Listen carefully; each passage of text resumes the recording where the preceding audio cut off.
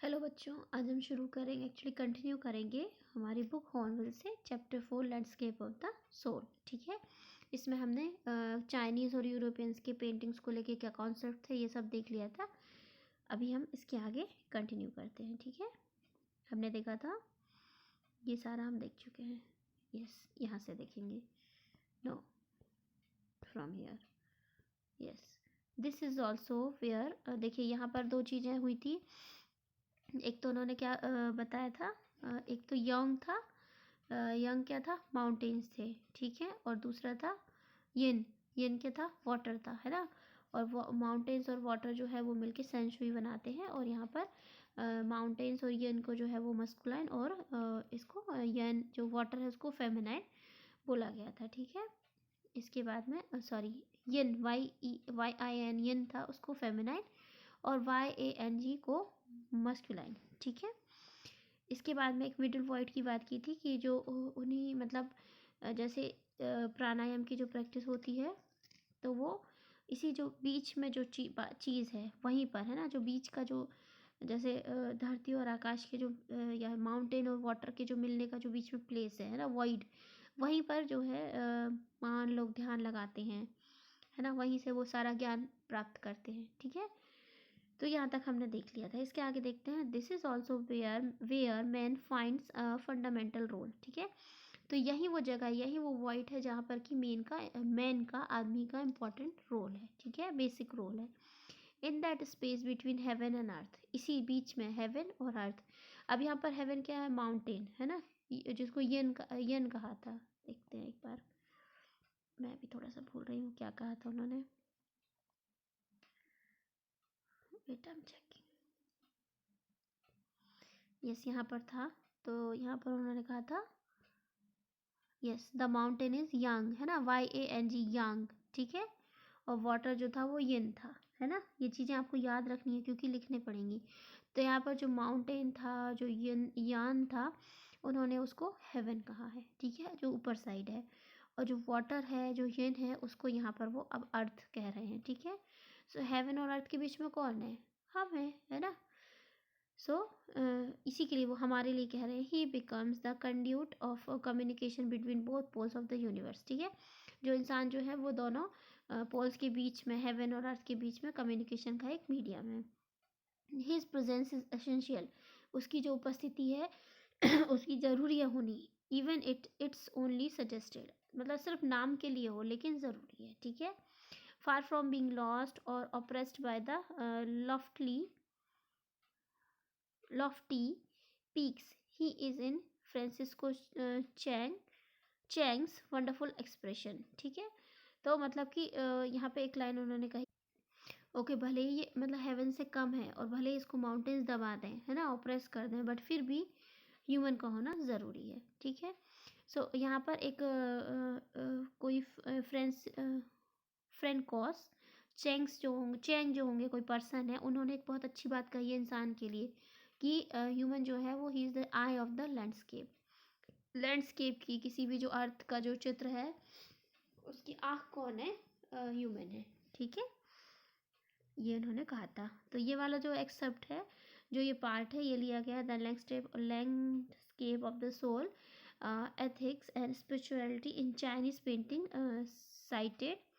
साइटली edited. ठीक है, थोड़ा सा एडिट किया गया और ये एक बुक से लिया गया है। ठीक है, याद कर लीजिए, मतलब दिमाग में रखिएगा। ठीक है, इसके बाद में गेटिंग इनसाइड आउटसाइडर आर्ट। ठीक है, थोड़ा सा और है, ये पढ़ते हैं। When French painter gene dub, कितना अजीब नाम है ना, डफेट, जीन है ना, जैन नहीं है, gene डफेट modelled the concept of art brut in 1940s. The art of the untrained visionary was of minority interest. Okay, तो जो फ्रेंच के कोई पेंटर थे, जेन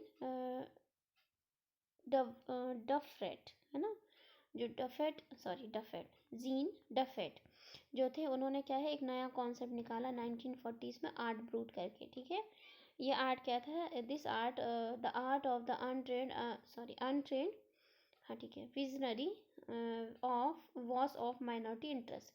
ठीक है, मतलब जो लोगों को खास इंटरेस्ट नहीं है, उन्होंने सीखा नहीं है और ट्रेनिंग नहीं ली है और सीधा पेंटिंग कर देते हैं कुछ भी, लेकिन वो अच्छा कर लेते हैं। ठीक है, तो वो वाला एक कॉन्सेप्ट उन्होंने निकाला from its almost weld beginning, तो एकदम शुरुआत से। ठीक है, outsider art has gradually become the fastest growing area of interest in contemporary art internationally. ठीक है, ओके, तो यहाँ पर वो बोल रहे हैं कि धीरे धीरे ये आर्ट बहुत ग्रो किया, बड़ा फेमस हो गया, और जो उस समय जो और भी आर्ट थे, ठीक है, इंटरनेशनली उनके साथ में ये भी, इसने भी मतलब इसमें भी लोगों को इंटरेस्ट आया, या इसने भी सॉरी ग्रोथ की। ठीक है, around the time Dubuffet was propounding his concept in India, an untutored genius was creating paradise। ठीक है, ओके, तो यहाँ पर कह रहे हैं कि जब जो डुबू फैट है, वो जब अपना कॉन्सेप्ट जो है वो सब जगह फेमस कर रहे थे उसको, मतलब चला रहे थे, तो यहाँ इंडिया में एक अनट्यूटर्ड जीनियस, ठीक है, एक कोई आदमी है, हमें पता चलेगा कौन है वो, तो उसको अभी क्या बोल रहे हैं, अनट्यूटर्ड जीनियस। ठीक है, वॉज क्रिएटिंग पैराडाइज, वो इंडिया में उसी समय एक आदमी जिसको कुछ कोई जीनियस नहीं था वो, ठीक है, वो स्वर्ग बना रहा था। कैसे? years ago the little patch of jungle that he began began clearing to make himself a garden sculpted with stone and recycled material is known to the world today as the rock garden eight Chandigarh. आप में से अगर कोई चंडीगढ़ गया है, और गया है तो ठीक है, और नहीं गया है तो अगर जाए तो वहाँ पर एक रॉक गार्डन है, उसको ज़रूर विज़िट करें। ठीक है, क्या है रॉक गार्डन? वहाँ पर जो है पूरा रिसाइकल्ड, मतलब जो चीज़ जो वेस्ट लोग फेंक देते हैं कचरा, उसको रिसाइकिल कर करके चीज़ें बनी हुई हैं। ठीक है, थोड़ा गूगल कीजिएगा, आपको पिक्चर्स भी देखने मिलेंगी। ठीक है, रिसाइकलिंग कर करके उस गार्डन को बनाया, और बहुत ही खूबसूरत है। ठीक है, मैंने देखा नहीं है, मैंने पिक्चर्स ही देखे हैं। ठीक है, तो यहाँ पर उसी की बात की जा रही है कि जब कि यहाँ पर जो डुबू फैट थे, वो अपना कॉन्सेप्ट चला रहे थे, उसी समय इंडिया में एक जीनियस जो है पैराडाइज बना रहा था। उसने जंगल के एक पार्ट को, एक एरिया को साफ़ किया, और उसके बाद वहाँ पर उसने पत्थरों से और रिसाइकल मटेरियल से उसको सजाया। ठीक है, और इसी को आज चंडीगढ़ का रॉक गार्डन कहते हैं। ओके कुछ इस तरीके से पिक्चर दिखाई है, ये तो ठीक है, ड्राइंग जैसे है, आप गूगल कीजिएगा, आपको पता चलेगा। ठीक है, so it's 80-year-old creator director Nek Chand. अब वो हमारा पर्सन का नाम लिया, कौन? यहाँ पर हमने देखा था अनट्यूटर्ड जीनियस जो था वो कौन है? नेक चंद। ठीक है, so Nek Chand is now held as India's biggest contributor to outsider art. ठीक है, जो आउटसाइडर आर्ट में नेक चंद जो है वो उनका इंडिया की तरफ से, मतलब इंडिया में बहुत बड़ा योगदान है। किस चीज़ में? आउटसाइडर आर्ट में। ठीक है, 80 ईयर्स की हैं वो। The 15th issue spring 2005 of raw vision. Raw vision क्या है? एक मैगज़ीन है जो यूके से, यूनाइटेड किंगडम से जो है वो पब्लिश होती है। Pioneer in outsider art publication features Nek Chand as his rock garden sculpture women by the waterfall on its anniversary issues cover. ठीक है, उसका जब साल भर, मतलब वो जो एक मैगज़ीन है रॉ विज़न करके, तो उसका जब साल में एक बार मतलब वो तो निकलती रहती होगी, मंथली होगी या जो भी है, वीकली एनुअल हो, तो उसका जब सालाना स्पेशल प्रिंट निकला, ठीक है सॉरी, ठीक है, तो उसमें जो रॉक गार्डन में नेक चंद का जो बनाया हुआ रॉक गार्डन था, उसका एक पिक्चर था, सॉरी एक मतलब सीन होगा, वुमेन बाय द वाटरफॉल उसका नाम होगा, उसका पिक्चर लेके उसको अपनी उन्होंने मैगज़ीन का फ्रंट पेज बनाया था। ठीक है, कुछ इस तरीके का पिक्चर था वो। Okay, the notion of art brut or raw art was of works that were in their raw state as regards culture and artistic influences। Okay, तो यहाँ पर ये कह रहे हैं कि जो हमारा आर्ट ब्रूट है या रॉ आर्ट है, वो जो है वो वर्क तो अच्छा था, but was the work that were in their raw state, अभी भी वो अपनी कच्ची स्टेट में था, है ना, मतलब उसको अभी भी उतना प्रॉपर सम्मान कह सकते हैं, है ना, as regards culture and artistic influence. मतलब कला में और संस्कृति में उसको इतनी इम्पोर्टेंस नहीं थी, है ना, इतना सम्मान उसे अभी भी नहीं मिला था, ठीक है। So anything and everything from a tin to a sink to a broken down car could be material for work of art.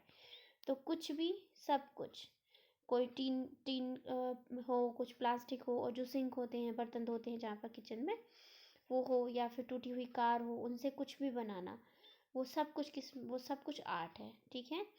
So something Nek Chand has taken to dizzying height, और उन्हीं सब में से कुछ चीज़ों को नेकचंद ने जो है बड़ी ऊंचाइयों पर पहुंचाया। Recognising his art as an outstanding testimony of the difference a single man can make when he lives his dream, ठीक है। उन्होंने बताया कि अपने काम से, अपने उससे, कि एक सिंगल आदमी भी अगर चाहे, है ना, तो अपने सपने पूरे कर सकता है ना। उसको ज़रूरी नहीं कि 10 लोग, अब ये नहीं कि कौन पेड़ काटेगा, कौन सजाएगा, कौन पत्थर लाए, अगर वो ये सोचते रहते तो क्या कभी वो ये कर पाते? कभी नहीं कर पाते, है ना।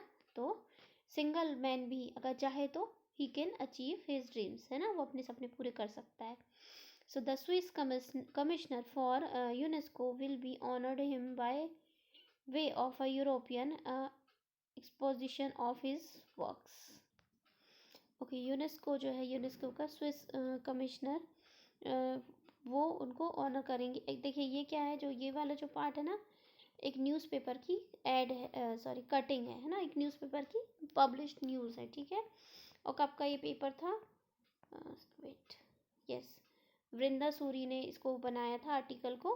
हिंदुस्तान टाइम्स में ये प्रिंट हुआ था, छपा था, कब? 28 अगस्त 2005 को, ठीक है। सो ये न्यूज़ की तरह ही है, ओके। तो यहाँ पर बता रहे हैं कि, कहाँ थे हम? Yes, Swiss commissioner for UNESCO के स्विस कमिश्नर जो हैं वो इनको, किसको? नेकचंद को ऑनर करेंगे, सम्मान देंगे, by the way of European exposition of, किस तरीके से? यूरोप में उनके वर्क को एक्सपोजन करके, मतलब दिखा के, कैसे? The 5 month interactive show realm of Nek Chand beginning October will be held at leading museum in Switzerland, Belgium, France and Italy, ठीक है। तो एक शो चलाएंगे, 5 month का इंटरेक्टिव शो होगा, जिसमें कि वही गार्डन की सारे पिक्चर्स को कैसे बनाया होगा कुछ, तो वो जो शो है वो चलेगा 5 month तक। उसका नाम है रियल्म्स ऑफ नेकचंद, नेकचंद की रियासत, है ना, राज्य उसका, ऐसा कह सकते हैं। और ये चलेगा कब से? अक्टूबर से शुरू हो जाएगा, ठीक है। और कहाँ कहाँ चलेगा? म्यूजियम्स में चलेगा, स्विट्ज़रलैंड में, बेल्जियम, फ्रांस एंड इटली, इन जगहों के म्यूजियम में ये शो चलेगा। The biggest reward is walking through the garden and seeing people enjoy my creation, Nek Chand says. Nek Chand कहते हैं कि मेरे लिए सबसे बड़ा रिवॉर्ड, सबसे बड़ा इनाम कब है? जबकि लोग मेरे गार्डन में चलते हैं और देखते हैं, और उसे, मेरे क्रिएशन को जो मैंने बनाया उसको एंजॉय करते हैं, मेरे लिए सबसे बड़ा रिवॉर्ड है, ठीक है। सो यहाँ पर ये चैप्टर हमारा फिनिश हो गया है। इसके बाद में हम इसके क्वेश्चन आंसर शुरू करते हैं। पहले मैं आपको हार्ड वर्ड्स दे देती हूँ, है ना, फिर हम क्वेश्चन आंसर्स करेंगे। यस, यहाँ से है ना, fundamental, conduit, communication, essential, suggested, oppressed,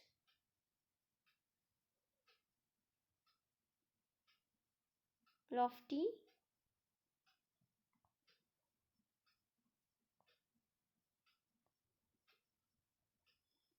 untrained, visionary,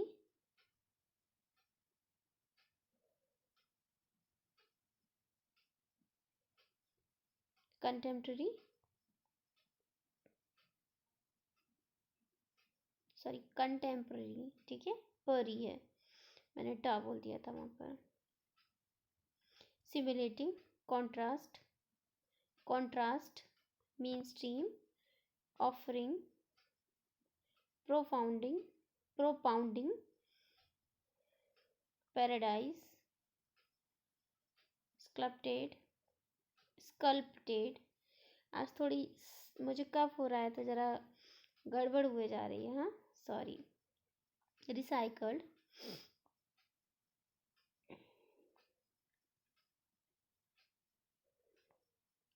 held, मतलब जय जयकार होना, ठीक है। Contributor,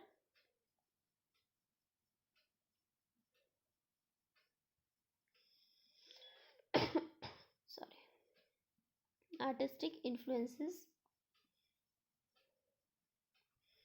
dizzying, recognizing, testimony, honoring, exposition.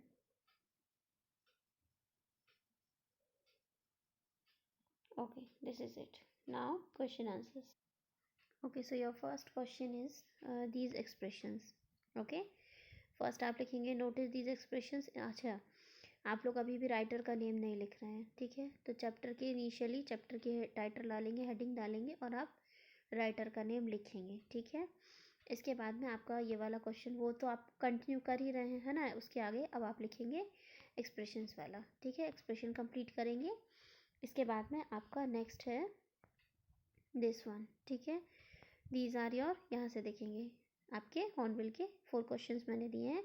What is the importance of man in the landscape. Question 2, what is the concept of art brut और raw art and who originated it. Third one is the what is the contribution of Neek Chand in the world of art. And fourth one is the how has Neek Chand, यहाँ पर चंद है, मैं भी उसको correct कर देती हूँ. Okay, how was Neek Chand how has Neek Chand art received international recognition and acclaim. ठीक है. सो ये आपके 4 क्वेश्चंस है एंड एक है आपका एक्सप्रेशंस वाला, ठीक है. ये आपको 5 क्वेश्चंस कंप्लीट करने हैं, ठीक है. इसके आगे हम फिर जो बुक में है आपका बुक वर्क बुक एक्टिविटी शुरू कर देंगे. ओके बच्चों, thank you, take care, have a nice time.